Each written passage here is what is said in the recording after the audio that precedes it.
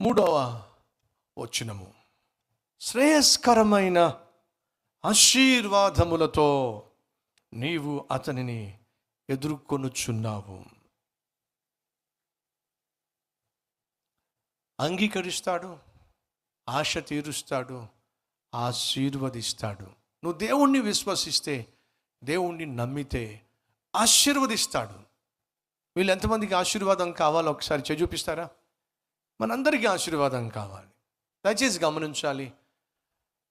ఆనాడు యేసుక్రీస్తు సేవ చేస్తున్న రోజుల్లో అనేక వేల మంది వాక్యం వినడానికి వచ్చినప్పుడు వాళ్ళందరూ దారిలో తిరిగి వెళ్తూ కుప్పగూలిపోతారేమో పడిపోతారేమో అని చెప్పి యేసు అన్నాడు తన శిష్యులతో, మనమే వీళ్ళకి భోజనాలు పెడదామని చెప్పి అన్నాడు. వాళ్ళు లెక్కలు వేసుకొచ్చేసారు, వీళ్ళందరికీ భోజనాలు పెట్టినటువంటి బాటల ఇంత డబ్బు కావాల్సి వస్తుంది, లెక్కలు వేసుకొచ్చారు. అప్పుడు యేసుక్రీస్తు అన్నాడు, మీ దగ్గరే ఉందో చూడండి. అప్పుడు వెతికితే ఒక పిల్లవాడి దగ్గర 5 రొట్టెలు 2 చేపలు దొరికినాయి. అన్ని వేల మందికి అంత పెద్ద అవసరాన్ని తీర్చడానికి 5 రొట్టెలు 2 చేపలు సరిపోతాయి అంటారా? చాలా. కానీ దయచేసి గమనించండి, ఇదే యాకోబు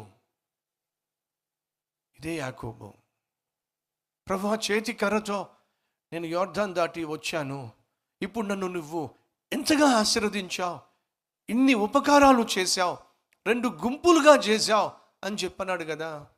అప్పటికి యాకోబుకు పశువులున్నాయి, ఆస్తిపాస్తులున్నాయి, కుటుంబాలున్నాయి, తను బాగా సంపాదించాడు. కానీ ఆ ప్రయాణమై వెళ్తున్నప్పుడు యాకోబు ఒంటరిగా మిగిలిపోవాల్సి వచ్చింది. అలా ఒంటరిగా మిగిలిపోయినప్పుడు దేవుడు యాకోబు దగ్గరికి వచ్చాడు. యాకోబు దేవుణ్ణి గట్టిగా పట్టుకుని ఏమని ప్రార్థన చేశాడో తెలుసా? నన్ను ఆశీర్వదిస్తే తప్ప నిన్ను వెళ్ళనివ్వను. అదేమిటి? తనకు కావలసిన ఆస్తిపాస్తులు ఉన్నాయి, తనకు కావలసిన బిడ్డలు ఉన్నారు, తనకు కావలసిన కుటుంబం ఉంది, సమస్తము ఉంది, ఆశీర్వాదం కావాలంటాడేమిటి? దయచేసి గమనించండి. చాలామందికున్న భావన ఏమిటంటే, ఒక మంచి బైక్ ఉంటే, ఒక మంచి ఇల్లు కొంటే, బ్యాంక్లో బ్యాలెన్స్ ఉంటే, కట్టుకోవడానికి కావాల్సిన బట్టలు ఉంటే, కొనుక్కోవడానికి కావాల్సినంత డబ్బు ఉంటే ఆశీర్వాదం అనుకుంటున్నారు. కానీ కాదు.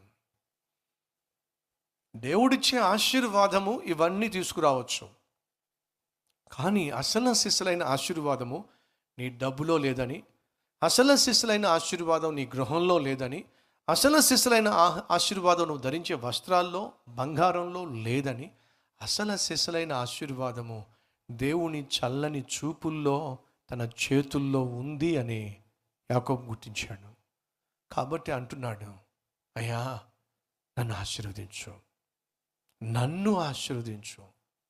పొలాన్ని ఆశీర్వదిస్తే పొలం ఆశీర్వదించబడుతుంది, ఎస్. ఉద్యోగాన్ని ఆశీర్వదిస్తే ఉద్యోగం ఆశీర్వదించబడుతుంది, ఎస్. మనలో చాలామందికి ఆశీర్వాదం, ప్రభువా నా పొలాన్ని ఆశీర్వదించు, నా గృహాన్ని ఆశీర్వదించు, నా ఉద్యోగాన్ని ఆశీర్వదించు, నా వ్యాపారాన్ని ఆశీర్వదించు ప్రార్థన చేస్తూ ఉంటాం. కానీ ఆ రోజు యాకోబు కోరింది ఏమిటి తెలుసా? నన్ను ఆశీర్వదించు, అది కోరాడు. ఆనాడు యేసుక్రీస్తు చేతికి 5 రొట్టెలు 2 చేపలు ఇచ్చారు. 5 రొట్టెలు 2 చేపలు తన చేతుల్లో తీసుకున్నాడు, పైకెత్తాడు, కృతజ్ఞతాస్తుతులు చెల్లించాడు. తన చేతిలో ఉన్న రొట్టెలను ఏం చేశాడు? ఆశీర్వదించాడు. ఆయన చల్లని చేతుల్లో ఉన్నటువంటి ఆశీర్వాదము 5 రొట్టెలు పొందుకున్నప్పుడు ఏం జరిగిందో తెలుసా? ఆశీర్వాదకరముగా మారిపోయినాయి. ముందు రొట్టెలు ఆశీర్వదించబడినాయి. ఆ తర్వాత ఆ రొట్టెలు అనేక మందికి ఆశీర్వాదముగా మారినాయి. భక్తుడు అంటున్నాడు దావీదు, ఏమనో తెలుసా? 6వ వచనం, నిత్యము ఆశీర్వాద కారకుడుగా ఉండునట్లు నీవు అతనిని నియమించి ఉన్నావు. ఆశీర్వాదానికి కారకుడు దేవుడు. నిన్ను ఆశీర్వదించటమే కాదు, నిన్ను ఆశీర్వాదకరముగా మార్చేస్తాడు. ప్రియ సహోదరులు వింటున్నారా? నువ్వు ఆశీర్వాదకరముగా మారాలి అంటే భక్తుడు అంటాడు దావీదు, నా గిన్నె నిండి పొంగి ఏమిటి పొర్లుతుంది. నువ్వు ఎప్పుడు ఒకరికి అప్పు ఇవ్వగలవు చెప్పు? ఎప్పుడు నీకు కావలసినంత నువ్వు సంపాదించుకొని పైన కొంచెం లాభం సంపాదించుకుంటే నువ్వు ఎవరికైనా అప్పు ఇవ్వగలవు. నీ దగ్గర కావలసిన మట్టుకు బియ్యం ఉంటే ఎవరికైనా కాస్త బియ్యం అప్పు ఇవ్వగలవు. నీ దగ్గర కావలసినంత నూనె ఉంటే పక్క వాళ్ళకి కొంచెం నూనె ఇవ్వగలవు. నీ దగ్గర అత్యవసరంగా ఉందనుకోండి, నీ దగ్గరే చాలని బియ్యం, చాలని నూనె, చాలని గోధుమ పిండి ఉంటే పక్క వాళ్ళకు నువ్వు ఇవ్వగలవా? ఇవ్వలేవు. దావీదు అంటున్నాడు, మొదటిగా దేవుడు నన్ను ఆశీర్వదించాడు. ప్రియ సహోదరి సహోదరులు దయచేసి వినండి. నువ్వు సంపాదించేది కొంచెమే కావచ్చు, నువ్వు నివసిస్తున్న ఇల్లు గుడిసే కావచ్చు,